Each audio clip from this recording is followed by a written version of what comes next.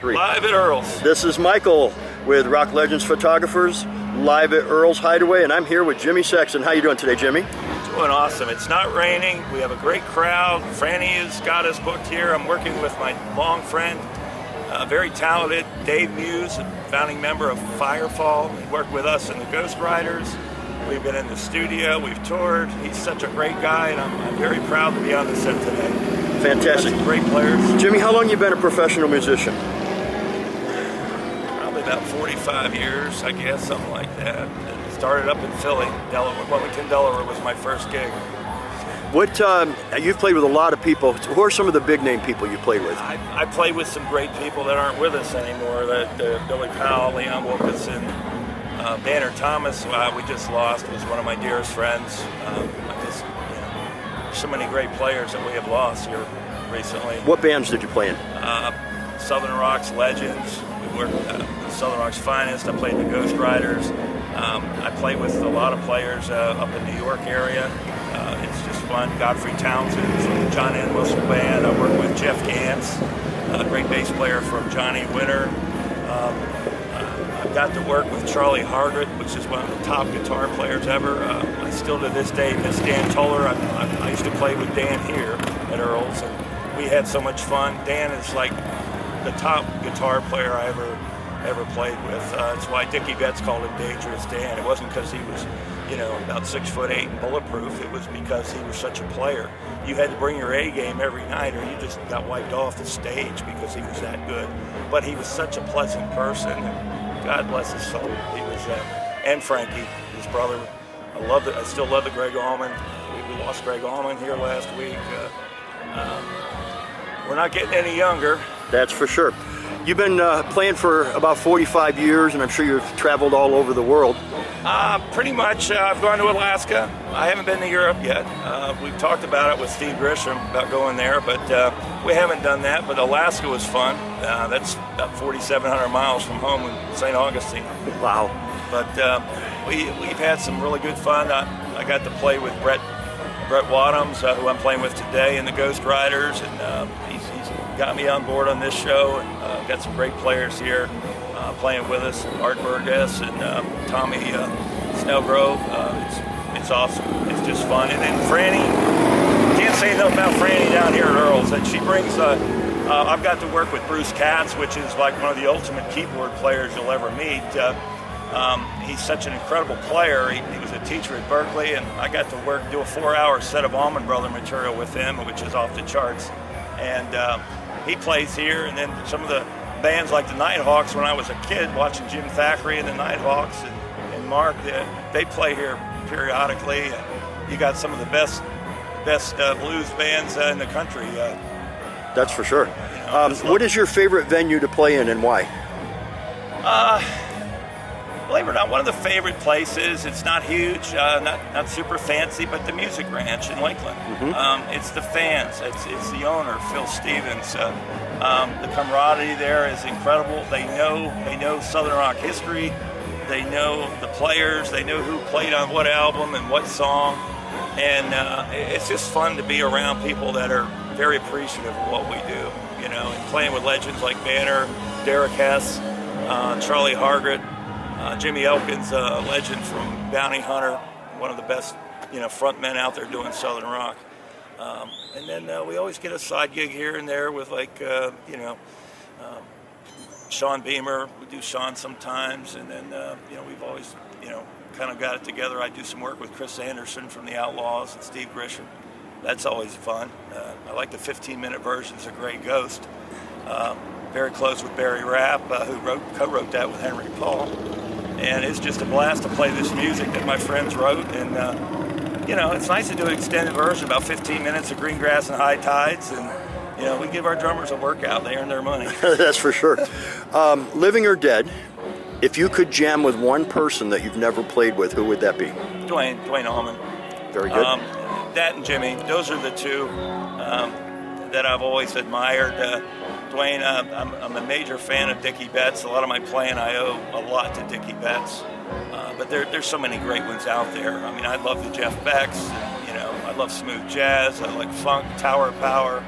I mean, Steely Dan would be my ultimate band if I ever did it over again. But, Wow, you've got quite some diversity. And there's nothing like a wonderful band like Little Feat.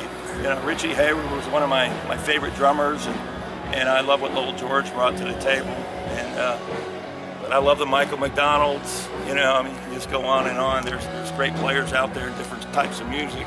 Here's a tough one for you. Singer comes to your door, knocks on the door, living or dead, and says, "Jimmy, I'm going to sing one song just for you." Who is the singer? What is the song? I like to hear Jimi Hendrix do Purple Haze. I think that'd be pretty, you know. Very cool.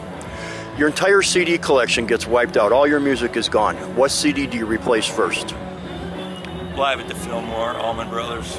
That Live at the Fox. I mean, when I played with Artimus for many years. I'm very close to Artimus Pyle, and love him like a brother. And we've done so many shows all over the place. And his drumming on Live at the Fox with Leon Wilkeson is got to be some of the tops in rock and roll history. I mean, it's just incredible how good.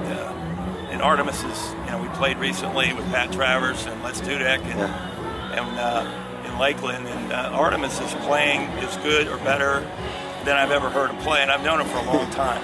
I have too, and nobody could ever say he doesn't hit those drums. He's got new chops. I mean, he's not just sitting on his laurels what he's played for 30 or 40 years. He's such a good guy. He's misunderstood lots of times, but I know him like a brother.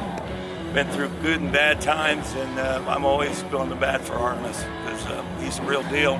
He is. And he's, he gives credit where credit's due, and it's Ronnie Van Zant, and that's what it was about. Ronnie was good to all those players. If it wasn't for Ronnie, those guys you would never heard of probably. But, he takes that legacy and carries it wherever he plays. If he does a cruise ship or a festival. He's got a great band in Asheville, North Carolina, that I love playing with periodically. I've been able to play with them sometimes, and they are so good, and we have so much fun. They always pull out something I haven't played in about 10 years. That's always a challenge. That's fun. It's good. Singer, I take that back. Guitar player, thinking about young guys, thinking about having a career playing guitar, what advice would you have for them? Don't get caught up with trying to make everybody happy in your audience, and try to stick with originality if you can have it, and try to not beat down the bars and play the bars 7 nights a week. That's, if you're an original artist, that's not going to do you any good, because they're going to hear Brown Eyed Girl Must Sing Sally and all the crap. So, it's paid the bills for many years for a lot of players. But if you're really serious about your music, record yourself, develop your ears, and stay humble. That's the main thing. If you can stay humble, there's a perfect example where somebody that's got great ears is very humble and very successful is Derek Trucks. Mm-hmm. We played with him. We all mentored him in Jacksonville back in the day, at the Crab Pot and Ward's Landing. A lot of great places. Ragtime, Chris and Debbie would bring him out. We would play Statesboro Blues, Red House, and his hands were very small, and but you could tell that he had the feel. He could hear. His intonation was perfect, and when you listen to legends, that's what they do. Their meter's perfect, and their intonation is perfect, and that's what Derek Trucks is about. We're very proud of what he's done. He's made us all proud, and very successful. But he's still very humble. He could have the attitude that I'm a superstar, which he is, but he's not. He's humble. Yeah. He'll meet with you and talk with you, and that's what I love about Artimus Pyle. We can do a meet and greet. We'll play an hour-and-a-half show, and he'll spend 3 hours signing autographs. Yes, he will, and talking with people. And that's great. Last question, and the hardest one. You've probably been interviewed at least once or twice during your career. Sometimes. What song would you? What question would you like to answer that no one has ever asked you? Well, you can look at it 2 ways. If it's personal or if it's in general. Personal is like, where I came from and grew up.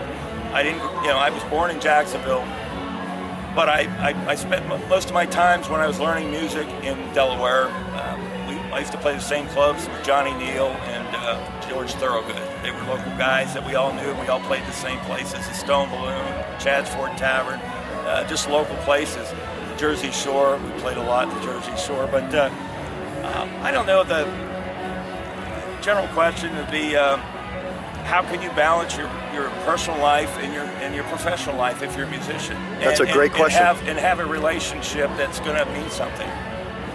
You know, poor Gregg Allman wrote Melissa about being on the road, one of the greatest singers and songwriters in our history, in our era, and you know, he was sad.